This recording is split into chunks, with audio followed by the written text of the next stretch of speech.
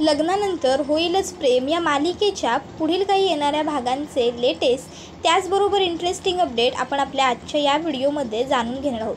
तर मित्रांनो, येणाऱ्या काही भागांमध्ये आपल्याला आता जबरदस्त असे ट्विस्ट पाहायला मिळणार आहेत। आता नेमकं काय घडणार, कसं घडणार हे सगळंच आपण आपल्या आजच्या या व्हिडिओमध्ये जाणून घेणार आहोत। तर मित्रांनो, आता आपल्याला पाहायला मिळणार आहे की जीवा नंदिनीला समजावून सांगणार नवरा बायकोंचं नातं हे मेहंदीप्रमाणे असण्याचं वैशिष्ट्य, त्याचबरोबर आता रुसलेल्या पार्थला मनवण्यासाठी काव्य शोधून काढणार नवीन आयडिया। आता नेमका पार्थ काव्यावर का बरं रुसला असेल आणि आता काव्या पार्थला कसं बरं मनवणार हे सगळं जाणून घेऊया आजच्या व्हिडिओमध्ये। त्याचबरोबर वसुहत्याच्या हाती लागलंय आणखीन एक नवीन असं गुपित, ते सुद्धा जीवा आणि नंदिनीचं। आता वसुहत्याच्या हाती नक्की जीवा नंदिनीचं कोणतं गुपित लागलंय आणि वसुहत्या आता मोहरा म्हणून त्याचा कसा वापर करणार हे सगळं सुद्धा आपल्याला आजच्या व्हिडिओमध्ये पाहायला मिळणार आहे। तर मित्रांनो, आता आपण इथे पाहतो की वसुहत्याच्या बोटात जी अंगठी आहे ती खूपच जास्त घट्ट झालेली असते, त्यामुळे वसुहत्याला आता त्रास व्हायला लागतो। त्या अंगठीमुळे तिचं बोट काळं पडत असतं असं तिला वाटत असतं। मग वसुहत्या विचार करते की मी एक काम करते, सोनाराकडे जाते आणि नेहमीप्रमाणे ही अंगठी तिथे देते काढून आणि तिथून मी दुसरी एखादी ह्याच अंगठीमध्ये आणखीन थोडे पैसे टाकून दुसरी अंगठी बनवून घेते। मग आता वसुहत्या ही दुपारी जेवणं खावणं झाल्याच्या नंतर सोनाराच्या दुकानात गेलेली असते। आता वसुहत्याचं ते नेहमीच दुकान असल्यामुळे, वसुहत्याचंच काय संपूर्ण देशमुख कुटुंबियांचंच ते नेहमीचं दुकान असल्यामुळे दुकानदार वसुहत्याला लगेचच बसायला वगैरे देतो। वसुहत्या बसते आणि मग आता ती त्या सोनाराला म्हणते ही अंगठी मला काढायची आहे। त्याबरोबर आता तो सोनार म्हणतो काय झालं वसुताई, घरी काय प्रॉब्लेम आहे काय? त्याबरोबर वसू म्हणते का, असं का विचारताय? त्याबरोबर तो सोनार म्हणतो नाही म्हणजे तुमच्या भाच्याने येऊन सुद्धा त्या दिवशी दागिने मोडले, ते सुद्धा जुने पारंपरिक दागिने मोडले आणि आज तुम्ही हे इथे असं अंगठी विकायला आले म्हणून विचारतोय, नाही काही प्रॉब्लेम असेल तर व्याजाने पैसे घ्या ना आपल्याकडनं। त्याबरोबर वसुहत्या म्हणते अहो काही काय बोलताय तुम्ही, व्याजाने पैसे वगैरे नाही हो, नको आहेत आम्हाला व्याजाने पैसे। आणि कुठला भाचा आला होता माझा आणि कुठल्या भाच्याने विकलेत माझ्या, कोणते दागिने विकलेत? त्याबरोबर आता वसुहत्याला तो सोनार म्हणायला लागतो कोणते दागिने विकलेत म्हणजे तुम्हाला माहिती नाही काय? त्याबरोबर वसुहत्या म्हणते अहो तुम्ही सांगा बरं कोणते दागिने विकलेत ते। त्यावर तो वसुहत्याला म्हणतो खरं तर वसुताई असं आपण कोणाला काय सांगत नाही एखाद्या कस्टमरचं आणि दाखवत पण नाही, पण आता तुम्ही आपले जुने कस्टमर आहे आणि त्यात जीवा शेठ तुमच्या घरातलेच आहेत, तुमचे भाचे आहेत म्हणून तुम्हाला सांगतो। त्याबरोबर वसुहत्या म्हणते आता लांबड लावू नका हो, बोला पटपट, कुठले दागिने विकलेत जीवाने आणि ते सुद्धा पारंपरिक? त्याबरोबर मग आता तो शेठ म्हणतो एक मिनटं थांबा, ए बंटी ते काल जीवा शेठ देऊन गेलेले दागिने घेऊन ये बरं। आता वसू बरोबर रम्यासुद्धा असते। रम्या आता ते दागिने बघते आणि म्हणते आई अगं हे तर आजीचे दागिने आहेत ना? त्यावर वसुहत्या होकार देते। मग आता रम्या शेठजींना विचारते हे दागिने जीवाने कधी विकलेत? त्याबरोबर शेठजी सांगतात की काही सांगता नाही येणार पण झाले बरेच दिवस झाले हो। त्याबरोबर मग मात्र आता रम्याच्या लक्षात येतं की जीवाने आनंद निवास खरेदी करण्याच्या वेळी आजीचे दागिनेसुद्धा विकलेले असणार। मग आता रम्या आईला म्हणते आई जीवाने पैसे कुठून आणले हा जो तुला प्रश्न पडला होता हे त्याचं उत्तर आहे। त्यावर वसुहत्या म्हणते म्हणजे जीवाने आईचे दागिने विकले त्या नंदिनीचा फालतू आनंद निवास मिळवण्यासाठी? त्यावर रम्या म्हणते हो, पण आपण ही गोष्ट इतक्यात कोणाला सांगायची नाही, आपण जेव्हा ते सगळे अगदी आनंदी असतील ना बरोबर त्याच वेळी ह्या गोष्टीचा बॉम्बस्फोट करायचा। मग ते आता दोघीजणी तिथे दुकानात सांगतात हे दागिने मोडू नका आणि आम्ही हे दागिने सोडवून घेऊ, एवढं बोलून त्या दोघीही तिकडनं निघतात। त्यानंतर आता वसुहत्याला तर जीवाचा खूपच जास्त राग आलेला असतो, तर इकडे काव्या ही मालिनी काकूंना मदत करण्यासाठी किचनमध्ये आलेली असते। आता मालिनी काकू आणि काव्या ह्या दोघीजणी मिळून कढी पकोडे बनवत असतात। काव्या ही पार्थसाठी कढी पकोडा बनवण्याकरिता खूपच जास्त खुश असते। मालिनी काकूंना ही गोष्ट जाणवत असते की पार्थसाठी जेवण बनवताना काव्या खूप खुश आहे आणि याच्यातूनच हळूहळू त्यांच्या नात्याची सुरुवात होईल असंही मालिनी काकूंना आता वाटत असतं। तर इकडे जीवा हा नंदिनीच्या हातावरती मेहंदी काढतो आणि नंदिनीला म्हणतो नंदिनी आता डोळे उघड। नंदिनी डोळे उघडते आणि जीवाने काढलेली ती मेहंदी पाहते आणि पाहतच राहते। नंदिनी म्हणते जीवा वाह, अहो किती उत्तम मेहंदी पाडली आहे तुम्ही, अशी मेहंदी तर एखादी मुलगीसुद्धा पाडणार नाही, मुलीलासुद्धा फेल कराल तुम्ही. त्यावर हे कौतुक ऐकून जीवाला खूप आनंद होतो. त्याबरोबर दुसरीकडे आता पार्थ हा अंघोळ करून बाथरूममध्ये अगदी शांतपणे बाहेर येतो, कारण काव्या ही अभ्यास करत बसली आहे. काव्याला डिस्टर्ब होऊ नये अशी पार्थची इच्छा असते. आता तो बाहेर येऊन बघतो तर काय, त्याला काव्या तिथे बसलेली दिसतच नाही. पार्थ विचार करतो, अरे या गेल्या कुठे. आता काव्याला बघण्यासाठी पार्थ हा बाथरूममधनं बाहेर येऊन डायरेक्ट हॉलमध्ये येतो, पण त्याला हॉलमध्ये सुद्धा काव्य दिसत नाही. पार्थ विचार करतो की अशा कुठे गेल्या. मग तो स्टडीमध्ये जाऊन बघतो, तर स्टडीमध्येही काव्य नसते. पार्थला वाटतं की मध्यंतरी ह्या गेस्ट रूममध्ये राहत होत्या, कदाचित एखादं पुस्तक वगैरे तिकडे विसरले असतील, ते आणायला गेले असतील. पार्थ त्या गेस्ट रूमकडे जाऊन येतो. गेस्ट रूममध्येही काव्य नसते. आता पार्थला प्रश्न पडतो, अरे या गेल्या कुठे. इतक्यात त्याला पिहू दिसते. पार्थ पिहूला हाक मारतो आणि विचारतो, पिहू बाळा तू काव्यांना पाहिलंस का कुठे. त्यावर पिहू सांगते, हो दादा, मी आत्ताच पाण्याची बाटली आणण्यासाठी जेव्हा आपल्या किचनमध्ये गेले होते ना, तेव्हा मी पाहिलं काव्या वहिनी आणि मामी काहीतरी बनवत आहेत. त्याबरोबर हे ऐकून पार्थ म्हणतो, काय काहीतरी बनवत आहेत. त्यावर आता लगेचच पिहू म्हणते, हो काहीतरी बनवत आहेत, खूप टेस्टी काहीतरी सुरू आहे आपल्या किचनमध्ये असं वाटतंय. त्याबरोबर हे ऐकून पार्थला राग येतो. पार्थला पिहू विचारते, का रे दादा काय झालं. त्याबरोबर पार्थ म्हणतो, नाही गं काही नाही, तू जा. त्याबरोबर आता पिहू ही चालेल मी जाते, मला ड्रॉइंग करायचं आहे असं म्हणते आणि ती तिकडनं निघते. आता पिहू तिकडनं गेल्यावर पार्थ चिडतो आणि आता रागारागात तो किचनमध्ये येतो. किचनमध्ये येऊन त्याला जे दिसतं त्याच्याने तर पार्थ आणखीनच जास्त भडकतो. आता किचनमध्ये त्याला काय दिसतं, किचनमध्ये त्याला मालिनी काकू आणि काव्या ह्या दोघीजणी छान मस्तपैकी काहीतरी रेसिपी बनवत आहेत असं दिसतं. पार्थ आता रागारागात काव्याच्या समोर येऊन उभा राहतो. आता पार्थ हा काव्याला विचारतो, काव्या हे सगळं काय सुरू आहे, काय करताय तुम्ही इथे. आता पार्थने पहिल्यांदा काव्याबरोबर बोलताना एवढा वरचा सूर लावलेला असतो. काव्या ही पार्थला उत्तर देत नाही. पार्थ म्हणतो, काव्या तुमच्याशी बोलतोय मी, काय विचारलं आहे, काय करताय तुम्ही इथे. त्याबरोबर मग आता मालिनी काकू म्हणत असतात, पार्थ अरे ती. त्यावर पार्थ म्हणतो, आई प्लीज प्लीज मध्ये बोलू नको, आज सॉरी पण तरीही मध्ये बोलू नकोस, आज मी त्यांच्याशी बोलतो आणि उत्तरसुद्धा मला त्यांच्याकडनंच अपेक्षित आहे. काय विचारतोय मी काव्या, तुम्ही काय करताय किचनमध्ये. त्यावर काव्या म्हणत असते, देशमुख मी ते. त्यावर आता पार्थ म्हणतो, पटकन उत्तर द्या ना माझ्या प्रश्नाचं, इतका वेळ का लावताय. मग काव्या पार्थला सांगते, मी काकूंना थोडीशी मदत. त्यावर पार्थ म्हणतो, मदत. त्याबरोबर आता मालिनी काकू म्हणतात, पार्थ अरे काय झालं, तू इतका का चिडलायस. त्यावर पार्थ म्हणतो, आई अगं विचार ना त्यांना मी का चिडलोय ते. आता काव्याला सुद्धा कळत नसतं की पार्थ नेमका तिच्यावर इतका का चिडलाय. काव्या म्हणते, देशमुख काय झालंय, मला खरंच नाही कळलं, तुम्ही का चिडला एवढे. पार्थ म्हणतो, अजूनही कळत नाही आहे का तुम्हाला, ठीक आहे चला. असं म्हणत आता पार्थ हा काव्याच्या हाताला घट्ट पकडतो. आता काव्या पार्थला विचारते, देशमुख अहो काय झालंय, तुम्ही एवढा घट्ट का पकडताय हात, अहो दुखतोय सोडा. त्याबरोबर आता मालिनी काकू पार्थला म्हणतात, पार्थ अरे तुझ्यासाठीच ती. त्यावर आता काव्या ही पार्थला म्हणते, हां अहो बघा ना पार्थ, तुमच्यासाठीच तर मी कढी पकोडे बनवत होते. त्यावर पार्थ म्हणतो, कढी पकोडा, चला तुम्ही माझ्याबरोबर चला. पार्थ आता काव्याला हाताला धरून घेऊन जात असतो. मालिनी काकूंना कळत नसतं की बापरे, पार्थ कधीच एवढ्यात न चिडणारा मुलगा आज एवढा का चिडलाय, काव्याने अशी कोणती चूक केली. आता मालिनी काकूसुद्धा पार्थ आणि काव्याच्या मागोमाग त्यांच्या खोलीबाहेर पोहोचतात. आता मालिनी काकू बाहेरच थांबतात. त्या विचार करतात की या दोघांच्या मध्ये आपण पडायला नको. पार्थ काव्याला तिचा लॅपटॉप दाखवतो आणि म्हणतो, काव्या काय आहे, तुम्ही फक्त 5 मिनिटांचा ब्रेक घेणार होतात ना अभ्यासातून, मग रिव्हिजन सेशन होतं ना तुमचं. त्याबरोबर काव्या आता अरे हो असं म्हणत लॅपटॉप ऑन करते आणि तिला दिसतं की आपलं सेशन हे संपून गेलेलं आहे. पार्थ म्हणतो, ही सिन्सिअरिटी आहे तुमच्या अभ्यासाच्या बाबतीतली, अशा IAS ऑफिसर बनणार आहात तुम्ही, हा असा अभ्यास करतात IAS बनणारी मुलं.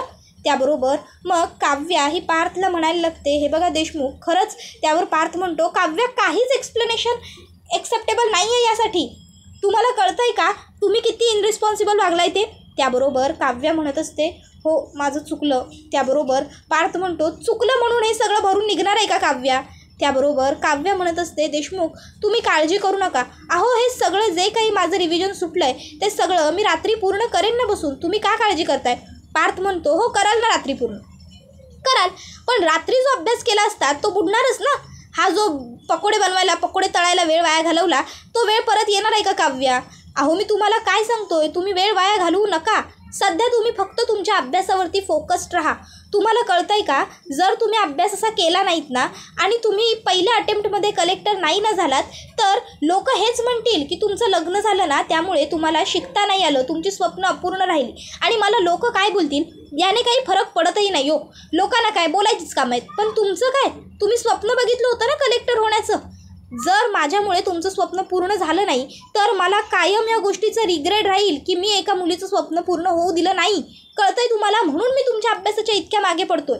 काव्या, मी बाकीच्या प्रत्येक गोष्टीत खूप चिल्ड पण मला अभ्यासाच्या बाबतीत हा असा हलगर्जीपणा केलेला अजिबात आवडत नाही. अहो मगाशी मी जेव्हा तुमच्या लॅपटॉपवरती दिसलो तेव्हा तुम्ही किती रागवलात माझ्यावर, पण मी तुम्हाला एका शब्दाने तरी बोललो नाही, कारण तेव्हा चूक होती माझी. मी खरोखर तुम्हाला असं डिस्टर्ब करायला नको होतं. मी तुम्हाला सॉरी म्हटलं की नाही, पण आता तुम्ही अख्खंच्या अख्खं लेक्चर बुडवलं आणि तुम्ही काय महत्त्वाचं काम करत होतात तर तुम्ही पकोडे बनवत बसला होतात. या गोष्टीमुळे काव्या मला खूप जास्त राग आला आहे. तुम्ही जर इतर काही महत्त्वाचं काम केलं असतं किंवा किंबहुना तुम्ही झोपल्या जरी असतात ना तरीही मला इतका राग आला नसता. कारण ठीक आहे, अभ्यास करता करता माणूस थकतं, दमतं, झोप लागू शकते, झोपतं माणूस, पण तुम्ही चक्क टाईमपास करत बसला होतात, ते सुद्धा किचनमध्ये. It's not fair Kavya. त्याबरोबर काव्या आता पार्थला म्हणते, देशमुख हे बघा, सॉरी, माझं खरंच चुकलं आहे आणि मला माझी चूक कबूल आहे. पार्थ म्हणतो, अहो चूक कबूल करून गेलेली वेळ परत येणार आहे का काव्या? त्याबरोबर काव्या म्हणते, मी झालेली चूक दुरुस्त करेन ना. पण पार्थ काही न ऐकता, तुमच्याशी बोलणं म्हणजे वेळ व्यर्थ करण्यासारखं आहे असं म्हणत तिकडनं निघून जातो. मग खोलीत मालिनी काकू येतात. आता काव्या ही खूप दुखावलेली असते, तिच्या डोळ्यात अश्रू तळत असतात. मालिनी काकू काव्याच्या पाठीवर अलगद हात ठेवतात आणि काव्याला समजावून सांगतात की हे बघ काव्या, नाराज होऊ नकोस. पार्थ जे काही बोलला ते तुझ्याच चांगल्यासाठी होतं ना. काव्या म्हणते, माझ्यावर ते ओरडले, रागवले याचं मला काहीच नाही वाटत आहे. माझ्यामुळे त्यांना राग आला, मला याचं जास्त वाईट वाटते. आजपर्यंत ते माझ्यावर कधीच एवढे चिडलेले नाही आहेत, आज पहिल्यांदा चिडलेत. त्यावर मालिनी काकू म्हणतात, अगं संसार म्हटलं की चिडणं, रुसणं, रागवणं या सर्व गोष्टी आल्या. त्याबरोबर आता काव्या म्हणते, मी काय करू म्हणजे पार्थ देशमुखांचा माझ्यावरचा राग जाईल. त्याबरोबर मालिनी काकू म्हणतात, हे बघ, माझा मुलगा कधी कधी चिडतो पण मग मात्र तो सॉलिड भयानक चिडतो हा. त्यावर काव्या म्हणते, मालिनी काकू, अहो तुम्ही एका रस्त्यात आंधळ्या असलेल्या मुलीला आणखीन कुठे घाबरवताय की रस्त्यात खड्डे आहेत म्हणून. त्यावर मालिनी काकू म्हणतात, अगं खड्डे आहेत तर आहेत, तुला खड्डे दाखवणं माझं काम आहे की नाही. मग काव्या म्हणते, आता खड्डे दाखवतायत ना मग मार्गसुद्धा सुचवा की. त्यावर मालिनी काकू म्हणतात, नाही, मार्ग तर ज्याचा त्याला शोधावा लागतो, मला सुद्धा जायचं आहे की माझ्या वाटेला. त्यावर काव्य म्हणते, म्हणजे? त्यावर मालिनी काकू सांगतात, विक्रम यायची वेळ झाली ऑफिसवरून, मला सुद्धा त्यांच्या आवडीचं काहीतरी करायला हवं, नाहीतर आता तुझा नवरा तुझ्यावर चिडलाय, थोड्या वेळात माझ्यावर चिडेल. त्यावर काव्य हसते तर मालिनी काकू म्हणतात, विचार कर, माझ्या मुलाला कसं मनवता येईल, त्याच्यासाठी काय करता येईल याचा विचार कर काव्या. आणि मग आता मालिनी काकू काव्याला असं सांगतात आणि त्या तिकडनं काव्यापासून लांब येतात आणि म्हणत असतात, चला आता काव्या पार्थला मनवण्याच्या बहाण्याने का होईना पण पार्थसाठी काहीतरी करेल आणि त्यामुळे पार्थला सुद्धा छान वाटेल आणि काव्याला सुद्धा हळूहळू तिच्या प्रेमाची जाणीव होईल. मग आता काव्या ही म्हणते, येस, ठरलं, आता मी देशमुखांना काव्या स्टाईलने मनवणार. त्याबरोबर आता लगेचच काव्या ही बेडरूममध्ये येते आणि आता ती त्यांच्या बेडच्या बाजूला पार्थची डायरी ठेवलेली असते. त्या डायरीच्या फ्रंट पेजवरती मोठ्या अक्षरात सॉरी असं लिहून ठेवते. तीच डायरी ही असते जिच्यावर पार्थ रोज त्याचं रुटीन लिहून ठेवत असतो. पार्थ आता रुटीन लिहायला येतो आणि बघतो तर काय, डायरीवरती सॉरी असं लिहिलेलं असतं मोठ्याच्या मोठ्या अक्षरात. पार्थ म्हणतो, मला अशी वह्यांची पानं वाया घालवलेली अजिबातच आवडत नाही. उगाचच्या उगाच फालतू ही अशी कामं पुन्हा करायची नाही. मला पानं फाडायला सुद्धा आवडत नाही, त्यामुळे मी हे पान फाडत नाही आहे, असंच ठेवतो. त्याच्यानंतर आता पार्थ ती डायरी तिथेच ठेवतो आणि तिकडनं हॉलमध्ये निघून जातो. त्याबरोबर मग काव्या ही आता एक छान असं टेडीबिअर घेते. टेडीबिअरवरती सॉरी असं लिहिते आणि ते सुद्धा पिहूला सांगते, पार्थला दे. पिहू पार्थला नेऊन देते तर पार्थ म्हणतो, हा असा सगळा टाईमपास करण्यापेक्षा ना पिहू तू तरी जरा अभ्यास करत जा, अभ्यासावर लक्ष दे. मग दादा मला का ओरडतोयस असं पिहू विचारते. पार्थ म्हणतो, जा बरं अभ्यासाला बस किंवा काहीतरी खेळत बस जरा. मग पिहू तिकडनं निघून जाते. त्याबरोबर मग काव्या आता एक मस्त हार्ट शेपचा फुगा घेऊन येते आणि त्या फुग्यावर सॉरी असं लिहिते. आता पार्थ तो फुगासुद्धा फोडून टाकतो. काव्याला आता कळत नसतं की काय करावं. पार्थ ऑफिसला जाण्याची वेळ झालेली असते. मग काव्याला एक उत्तम आयडिया सुचते. काव्या आता त्याच्या ऑफिसला जाण्याच्या टिफिनमध्ये आणि बॅगमध्ये सुद्धा सगळे त्याला आवडणारे पदार्थ ठेवते. अगदी चॉकलेटपासून ते त्याला आवडणाऱ्या भजीपर्यंत सगळे पदार्थ अगदी ती त्याच्या आवडीचे बनवते आणि डब्यात भरते. त्याचबरोबर आता त्याच्या बॅगेतसुद्धा वेगळा डबा टाकते आणि त्या डब्यातसुद्धा ठेवते आणि ते सगळं आता ऑफिसला पाठवून देते. लंचमध्ये पार्थ जेव्हा टिफिन उघडतो तेव्हा ते सगळं बघून पार्थ एकदम खुश होऊन जातो. त्या डब्याबरोबर एक चिठ्ठीसुद्धा असते आणि त्या चिठ्ठीवरती सॉरी असं मोठ्या अक्षरात लिहिलेलं असतं आणि त्याच्या पाठीमागे असं लिहिलेलं असतं की मी आजच्या नंतर पुन्हा अशी चूक कधीच करणार नाही. मला मान्य आहे माझ्याकडून चूक झाली, पण ती चुकून झालेली चूक आहे आणि त्याचं प्रायश्चित्त म्हणून मी आज रात्री अभ्यास करणार आहे आणि डोंट वरी, मी पहिल्या अटेम्प्टमध्येच IAS होणार आहे. तुम्हाला कोणीही दोष देणार नाही आहे. त्याबरोबर हे वाचून पार्थलासुद्धा हसायला येतं. काव्याने एवढे सगळे पदार्थ बघून, बनवलेले पदार्थ बघून पार्थ खुश होऊन जातो आणि पार्थच्या लक्षात येतं की काव्याच्या लक्षात आपली आवड निवड आहे आणि आपल्याला आवडणाऱ्या व्यक्तीला आपली आवड निवड माहिती आहे आणि त्याने आपल्यासाठी त्या सर्व गोष्टी केल्यात. याच्यापेक्षा महत्त्वाची दुसरी काही गोष्ट नसते हे पार्थच्या लक्षात येतं आणि मग पार्थसुद्धा तिथे असलेलं एक पेन आणि त्याच्या डायरीतलं पान काढतो आणि त्याच्यावरती लिहितो, यावेळेस बालिके माफ केलं, पुन्हा अशी चूक करू नको. आणि मग तो तेच पेपर फाडतो आणि तो त्या डब्यामध्ये ठेवतो आणि तो डबा तसा घरी घेऊन जातो. आता काव्य जेव्हा डबा उघडते आणि त्यामध्ये ते वाचते तेव्हा काव्याला खूपच जास्त आनंद होऊन जातो. काव्य पार्थकडे येते तर पार्थ म्हणतो, जास्त आनंदात हुरळून जाऊ नका, जे शब्द बोललाय ते लक्षात ठेवा. म्हणालाय अभ्यास करणार आहात म्हणून, अभ्यासाला बसायचं आहे रात्रीचं. त्यावर काव्य म्हणते, हो देशमुख, मी अभ्यासाला बसणार आहे.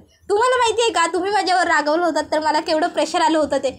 त्यावर पार्थ म्हणतो, काय बापरे, चला बाबा, म्हणजे फिसकारणाऱ्या मांजरीला सुद्धा आम्ही न बोलल्याचा फरक पडतो. काव्य म्हणते, हो मग पडतो, म्हणजे पडतोच. रोज अशी सतत कानामागे बड बड बड बड बड बड बड बड करत असणारा बोका जर एकाएकी गप्प बसला तर मांजरीला बहिरं झाल्यासारखं वाटणार नाही का. त्याबरोबर पार्थ आता हसायला लागतो आणि काव्याला म्हणतो, काव्या, माझ्या सहवासात राहून राहून तुम्हीसुद्धा अगदी हिडीस विनोद करायला शिकलाय. त्याबरोबर काव्य म्हणते, मी हिडीस विनोद करते मी. त्याबरोबर पार्थ म्हणतो, नाही, छान होता, उत्तम विनोद होता. बरं चला आता अभ्यासाला बसा. काव्य म्हणते, त्याआधी मस्त तुमच्यासाठी कॉफी बनवून घेऊन येऊ. पार्थ आता पुन्हा काव्याकडे रागाने बघतो. तशी काव्य म्हणते, देशमुख, मी अभ्यासाला बसते, तुम्ही जा आणि मस्त गरम गरम कॉफी घेऊन या माझ्यासाठी आणि तुमच्यासाठी पण आणा, दोघंजण एकत्र बसून कॉफी पिऊया.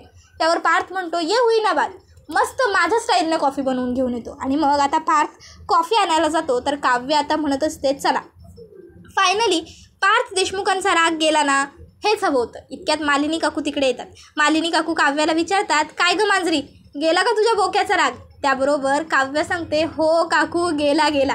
मालिनी काकू काव्याला विचारतात, काय जुगाड केलास काय. मग काव्याने कसं पार्थला मनवलं ते सगळं आता काव्य मालिनी काकूंना सांगते. मालिनी काकू म्हणतात, वा वा वा, एकदम उत्तम, पण आता तरी पटलं ना, माझा मुलगा जितका चांगला आहे तितकाच हट्टीसुद्धा आहे ते. त्याबरोबर काव्य म्हणते, हो पटलं, पण मालिनी काकू तुम्ही देशमुखांचे खूप लाड केलेत, अहो किती पदार्थ आवडतात त्यांना. त्यावर मालिनी काकू सांगतात, अगं लहानपणापासून तो असाच आहे, त्याला वेगवेगळ्या गोष्टींची चव आवडते. मग काव्य म्हणते, पण उत्तम आहे, छान आहे, त्यांना वेगवेगळ्या पदार्थांची ज्याप्रमाणे चव आवडते ना त्याचप्रमाणे त्यांच्या वागण्यातसुद्धा तितक्या वेगवेगळ्या लई आहेत. त्यावर मालिनी काकू आता खुश होऊन जातात काव्यावरती. काव्य म्हणते, चला अभ्यासाला बसते, नाहीतर पुन्हा येतील माझे सर. त्यावर मालिनी काकू म्हणतात, हो बस. मग काव्य अभ्यासाला बसते, मालिनी काकू निघून जातात आणि हा व्हिडिओ इथेच संपतो. व्हिडिओ आवडला असेल तर व्हिडिओला लाईक करा, चॅनलवर नवीन असाल तर चॅनलला सबस्क्राईब करा आणि बेल आयकॉन आठवणीने प्रेस करा, जेणेकरून तुम्हाला पुढच्या प्रत्येक व्हिडिओचं नोटिफिकेशन मिळत जाईल आणि सर्व व्हिडिओंचा आनंद हा अगदी उत्तम पद्धतीने घेता येईल. चला तर मग मित्रांनो, आजच्या पुरतं इथेच थांबूया. पुढचा व्हिडिओ येईपर्यंत या व्हिडिओचा छान पद्धतीने आनंद घेत राहा. टाटा, बाय बाय, धन्यवाद, take care all of you.